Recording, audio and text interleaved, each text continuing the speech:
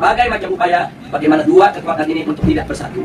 Dan itulah sebabnya aksi 212 di mata mereka ini merupakan persatuan antara fundamentalis dan tradisionalis dalam negara. Yang kedua, jangan pernah berikan ruang kepada kelompok fundamentalis di media-media resmi mainstream tingkat nasional. Yang ketiga, yaitu jangan pernah memberitakan segala kebaikan sebesar apapun yang dilakukan oleh kelompok fundamentalis. Yang berikutnya, setiap bahan sekecil apapun yang dilakukan oleh kelompok fundamentalis harus diviralkan, harus disebarluaskan, dan harus diulang-ulang supaya itu melekat di hati masyarakat bahwa mereka adalah orang-orang yang tidak layak untuk diberikan tempat di kita punya negeri atau di negeri Islam.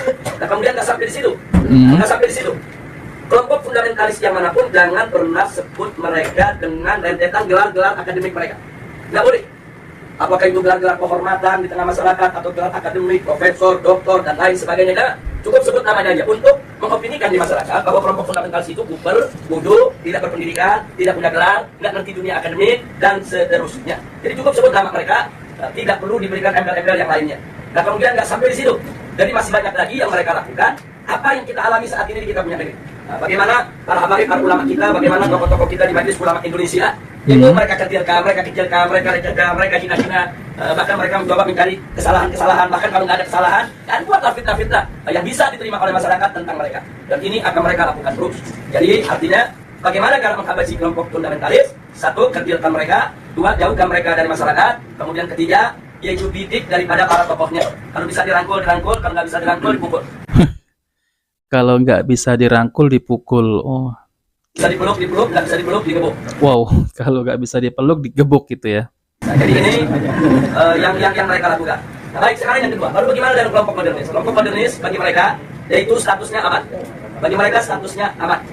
Aman, statusnya aman, sehingga perlu diberikan ruang. Diberikan ruang publik, diberikan ruang media, diberikan ruang dalam sistem pemerintahan, perlu didengar suaranya. Dan kalau ada dari mereka yaitu punya kesalahan, tutup itu kesalahan, jangan diviralkan. Kalau mereka melakukan kebaikan, sekecil apapun kebaikan, maka itu harus diviralkan dan harus disebarluaskan. Dan penyebutan nama mereka harus lengkap dengan segala macam rentetan gelarnya, gelar kehormatannya, dan seterusnya. Jadi posisi mereka dianggap aman. Nah, kemudian yang ketiga, kelompok liberalis. Kelompok ini mereka berikan status sangat aman. Nah, kenapa diberikan status sangat aman? Karena kelompok ini bukan hanya sekedar dianggap kawan, tapi sudah dianggap sebagai antek. Beda kawan dengan antek. Kalau modernis itu masih kawan darah, tapi kalau sudah liberalis itu antek darah. Nah, jadi mereka sudah tidak ada nilai kritis sama sekali. Nah, tapi justru kelompok ini yang mereka besarkan. Kelompok ini harus dibesarkan di seluruh negeri-negeri Islam. Jadi bagaimana caranya kelompok ini bisa berkembang? Berikan ruang, berikan finansial, berikan tempat, berikan kesempatan di media, di TV, di radio, di surat kabar, dan lain sebagainya. Kemudian pendapat-pendapat mereka viralkan, seolah-olah itu merupakan pendapat daripada masyarakat Islam internasional dan seterusnya. Dan libatkan mereka, undang mereka, kalau ada konferensi-konferensi internasional di mana saja, untuk lebih memantapkan posisi mereka di tengah masyarakat. Dan kalau mereka punya kejelekan, sejelek apapun, sebesar apapun, yaitu supaya disembunyikan. Jadi jangan kaget kalau tokoh-tokoh liberal di Indonesia ada di antara mereka yang menghamili sekretarisnya, yang memperkosa pegawainya, tidak pernah muncul di media. Jadi semua harus ditutup, tidak boleh. Tapi kalau mereka melakukan kebaikan sekecil apapun, maka kebaikan itu harus terus, yaitu dieksplorasi untuk kemudian diviralkan, disebarluaskan ke mana-mana. Nah, ini maka itu disebut ini kelompok status sangat aman. Yang terakhir, yang tradisionalis, kelompok ini masih diberikan status waspada. Loh, kenapa dikatakan waspada?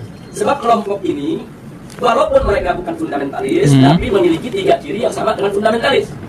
Sehingga kelompok ini harus diwaspadai. Kalau kelompok ini tidak dijaga, maka nanti kelompok ini setiap saat bisa berubah menjadi fundamentalis.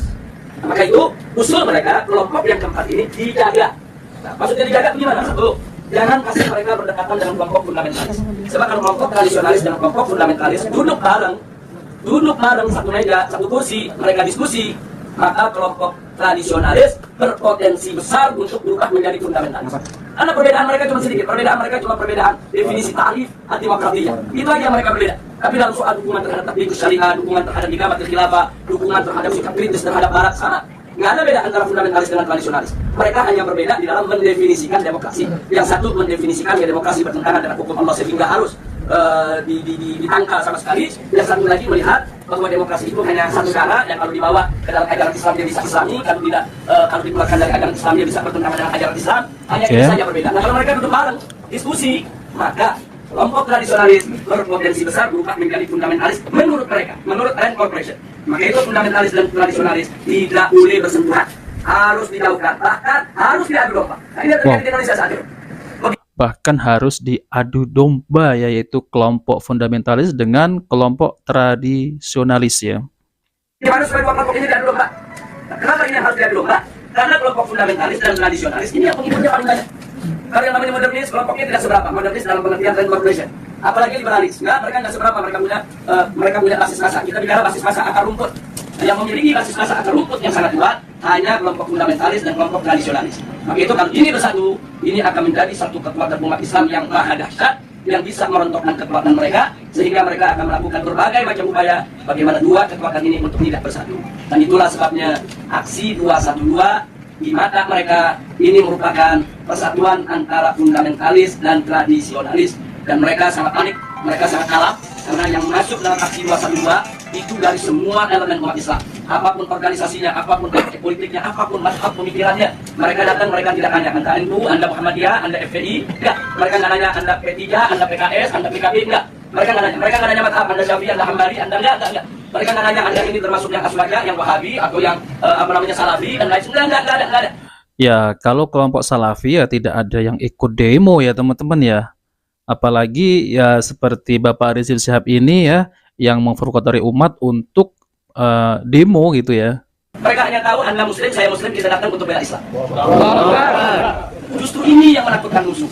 Nah, karena ini membuat mereka panik dan mereka kalap. Akhirnya semua kelompok-kelompok yang terlibat dalam aksi 212 mereka kriminalisasi. Sebagian ada yang dimakalisasi, sebagian ada yang diterorisasi, sebagian ada yang dikriminalisasi. Yang diterorisasi, umpamanya Ustaz Baktiar Nasir, dikait-kaitkan gerakannya dengan ISIS, dengan sumbangan untuk teroris dan lain sebagainya. Ini namanya terorisasi. Nah, sedangkan makalisasi seperti Kiai Fatwa, Muhammad Al-Fatwa yang saat ini ditahan dan dipenjara. Nah, ini dikait-kaitkan dengan ini lagi yang membuat makar, ini yang ingin menggulingkan pemerintah dan lain sebagainya. Ini namanya makalisasi. Nah, teman-teman yang dimuliakan Allah SWT, jadi itulah ya video yang lama ya, dan ini ya di sini adalah di balik layar dalam adu domba umat bangsa dan negara Indonesia. Dan saya menemukan video ini ya, biasanya saya itu mereaksi tentang khurafat-khurafat Bapak Rizik Syihab ya, yaitu kelompok-kelompok Habib Klan Baklawi ini. Namun ini malah ya tentang terkait dalam adu domba umat. Nah, teman-teman ya, jadi apa sih itu yang dimaksud yaitu kelompok fundamentalis ya? Di sini saya akan bacakan ya. Kelompok fundamentalisme adalah sebuah gerakan dalam sebuah aliran paham atau agama yang berupaya untuk kembali kepada apa yang diyakini sebagai dasar-dasar atau asas-asas fundamental. Karenanya kelompok-kelompok yang mengikuti paham ini seringkali berbenturan dengan kelompok-kelompok lain, bahkan yang ada di lingkungan agamanya sendiri. Mereka menganggap diri sendiri lebih murni dan dengan demikian juga lebih benar daripada lawan-lawan mereka yang iman atau ajaran agamanya telah tercemar. Kelompok fundamentalis mengajak seluruh masyarakat luas agar taat terhadap teks-teks kitab suci yang otentik dan tanpa kesalahan. Mereka juga mencoba meraih kekuasaan politik demi mendesakkan kejayaan kembali ke tradisi mereka. Biasanya hal ini didasarkan pada tafsir atau interpretasi secara harfiah semua ajaran yang terkandung dalam kitab suci atau buku pedoman lainnya. Nah, teman-teman, jadi inilah yang dimaksud dengan fundamentalis ya. Nah, teman-teman, jadi saya akan bacakan yaitu tentang komentar para netizen ya. Nah, viralkan biar cepat ketangkap provokator pemecah belah ya. Lalu kemudian kayak gini loh, kerjaan pengkhianat PKI Rizik Syihab CS sangat jelas. Ayo kita viralkan bersama. Mohon penegak hukum TNI, Angkatan Darat dan Polisi usut ini sampai tuntas kalau bisa usir Rizik ya. Ini adalah PKI utuh harus ditindak tegas sama negara. Tangkap Rizik Syihab hidup atau ya, itulah jihad yang sesungguhnya.